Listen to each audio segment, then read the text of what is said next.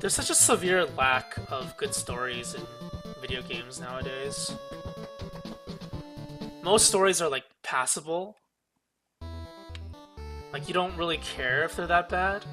You don't care if they're generic. They just, they do their job, basically. Like this game, I'm not expecting much from the story. It's gonna do its job. It supports the gameplay, it supports the world. That's all that really matters, sometimes. But stories that actually try to tell a good story, or games that try to tell a good story, and utterly fail at it, that's when you start feeling bad. It's really strange, though, because, like, Telltale games, they're known for their story, right? But people, like, trash on Telltale games so much, even though their stories aren't bad. It's the fact that a lot of the complaint is that when you make a decision, it doesn't actually affect the story. That's the biggest complaint that people have. But the thing is, it affects how your character interacts with people in the story. That's the point, right? The point is not to like create this super dynamic story where all your choices change the world, because it's almost impossible for that to happen.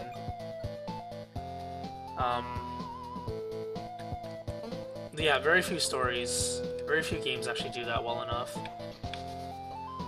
And you have games like Mass Effect. Mass Effect Andromeda's coming out soon, I can't wait for that. Mass Effect can change how the world works, but we don't talk about the ending of Mass Effect 3, do we? I don't think anyone who's actually played the trilogy will talk about that. Or wants to talk about that. We just ignore it. We just say stuff like, Mass Effect 2 is the best, probably the best game of the series, arguably number 3, until like the final 2 hours. And then, yeah, we just ignore it from then on.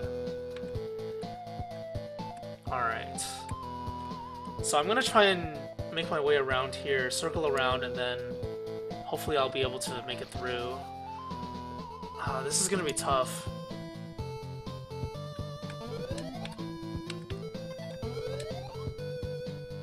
But yeah, it doesn't take much for the story to be good, honestly. A little bit of effort, and it's acceptable. But when you try too hard, like Final Fantasy 15, and you try to have like these... The thing that pissed me off the most about Final Fantasy 15 was the part where there's a character called Jared, and he gets introduced, and he has like 3 lines, okay? So he has these 3 lines. He's an old man, he has a grandson, you know, that kind of character, if you know where I'm going with this, or if you've played it. And what the game does is it tries to make you feel sorry. Oh, okay, so this is how you do it. It tries to make you feel sorry for the kid because, spoilers, Jared dies. Sorry if that's a spoiler, it really doesn't matter, because it has no effect at all on the story. But I'm sorry if that was actually a spoiler and you actually care about Jared. But basically, you don't know who Jared is unless you watch Kingsglaive, and even, no, not Kingsglaive, Brotherhood. It's the supplementary series that goes along with it. How do I get to the other side? Interesting.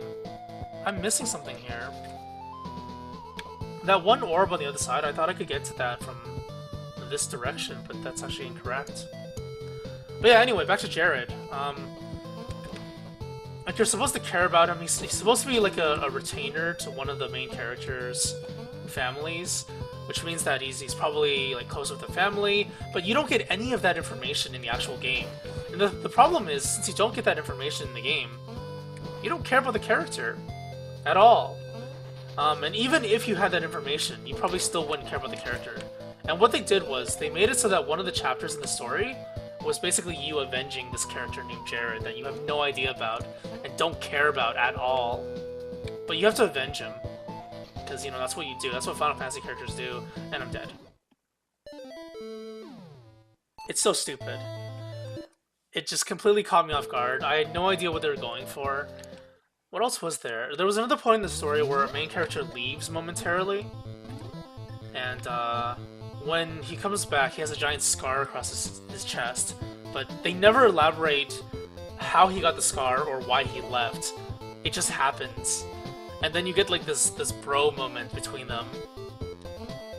So if you like bro moments, then you probably might enjoy that. But aside from that, it doesn't add anything to the story, and it just adds more questions, I guess, if it does add anything. But don't get me wrong, I enjoyed the game for what it was. Open world RPG, it was really cool and it was really beautiful. But the story was just abysmal. The story and the plot were abysmal. Like, there's so many loose ends and plot holes and like stupid moments that you just, oh man, if you care about story at all, you just don't want to, yeah, you just don't want to touch that game. Now that you have all the ornaments, you are strong enough for your last battle. When you are ready, just enter the portal. She says I'm strong enough for the last battle, but the ornaments don't give me anything. All my powers have been for my staff, right? Altar of Echoes. Dr. Wily. Oh, there's a 1 here. What does that mean? Is this gonna be a boss rush, like Mega Man? I guess we'll find out soon. I really shouldn't be talking about Final Fantasy so much. It just brings up bad memories. Final Fantasy and Fire Emblem Fates. 2016 was just such a terrible year for stories. I should be talking more about the future. Horizon Zero Dawn coming out, Nonary games. What else? Andromeda. Okay, so the skulls are dropping platforms. Gotta keep that in mind. Oh, I just noticed something. The left side, I could have jumped through the wall, right? Oh no, I couldn't. It just looks like there's nothing on the top. Oh! Wait, I have a key right now. Does that mean that... I don't know why I have a key, though. So maybe I missed something with that key, but I can open one of these doors right now. Strange. Right? Yeah. That actually consumed my key. Interesting. I can't remember where I got the key, though. It's a bird. I'm gonna duck. Jump. Jump. Jump.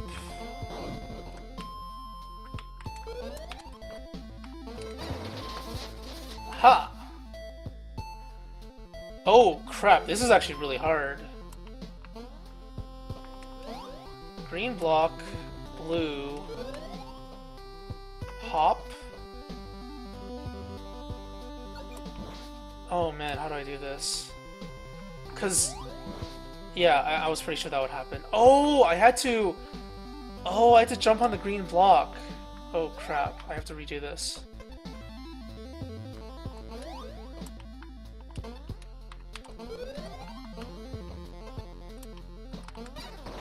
There we go, mechanics. I see, I understand now. Okay, so there's 3 green blocks. I need to push 1, 2, 3, and then come back. This one's pretty basic, isn't it? There's no special pattern to it. You just do it. So that's 1.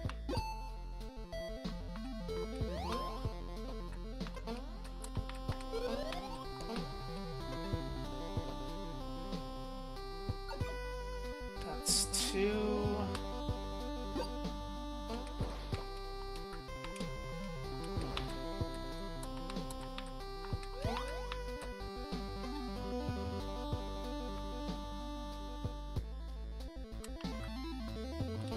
I'm not a fan of the song either. Wait, what? Oh, there we go, there we go. I thought I messed up. I don't see any other way to do that.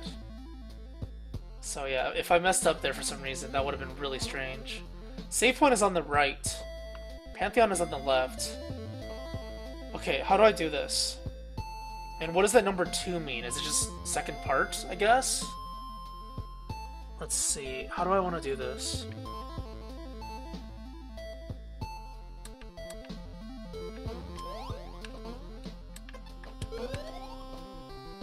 That's actually pretty simple, isn't it? I'm overthinking this. I tend to overthink things. Crap! Oh! Oh, holy shit. It scared the hell out of me. I almost messed that up. If I died there, I would have been very sad. A save point with a ton of spikes. That's not very nice. Okay, well now that I have a save point, I'm just gonna jump over here and find that there is nothing there. I'm almost at 100 deaths. Nice.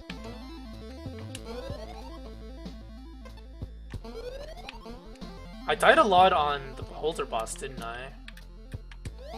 How many times did I die anyway? 8?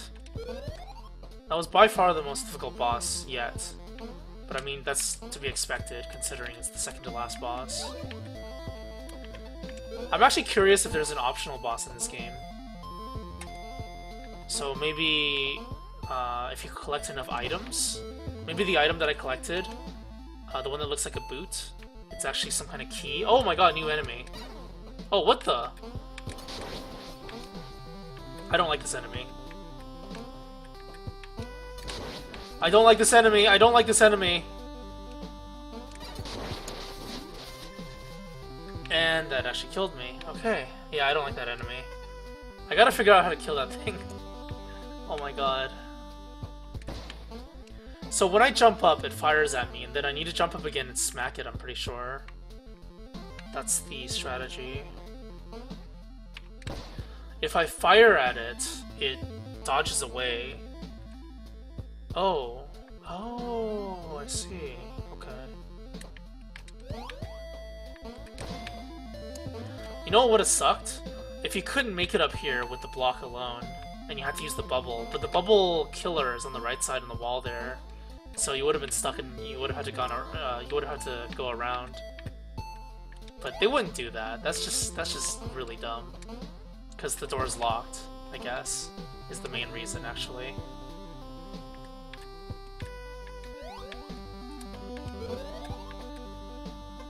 Damn, this really is Dr. Wily's fortress, isn't it?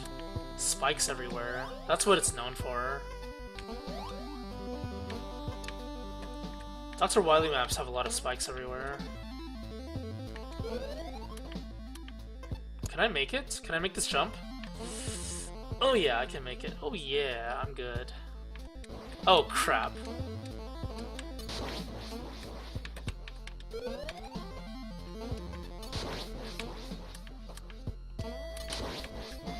I need to fire at it, don't I? Ah, okay, so that's how you kill it. Damn, I'm in pain though. That thing was really painful. It did 1 damage, but you know, 1 damage is a lot of HP, considering I only have 3 HP. Okay, so how do I do this one? I need to jump up onto the platform, duck, then I need to push the block onto the platform. So when it returns, I can do that.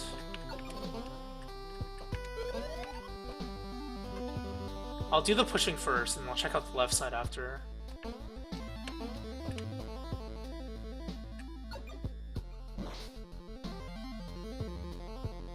Huh. Okay, well that just happened. My timing was really amazing. So that just happened.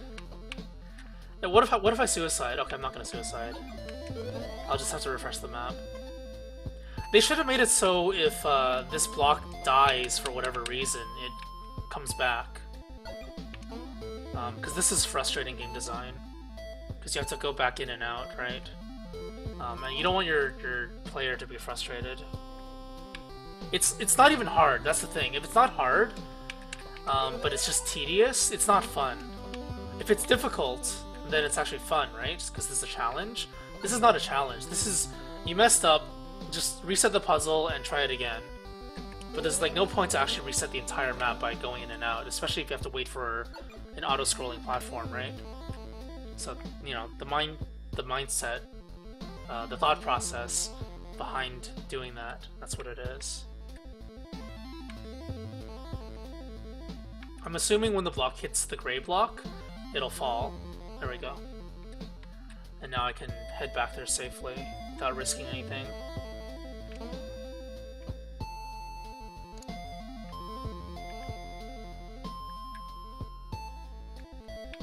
There we go.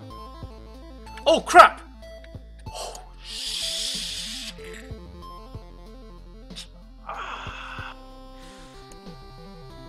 Okay, yeah, that's the rust showing again. It's been 2 weeks since I played this game. I completely forgot you have to do this. Oh my god. Well, round 3. Yeah, that took way too long. I wonder if the reason why there aren't that many secret walls at the moment is because they rushed the ending. I'm not sure. It's bad to assume that. Why are there enemies inside the save point? That's so cruel. That's so nasty to do that.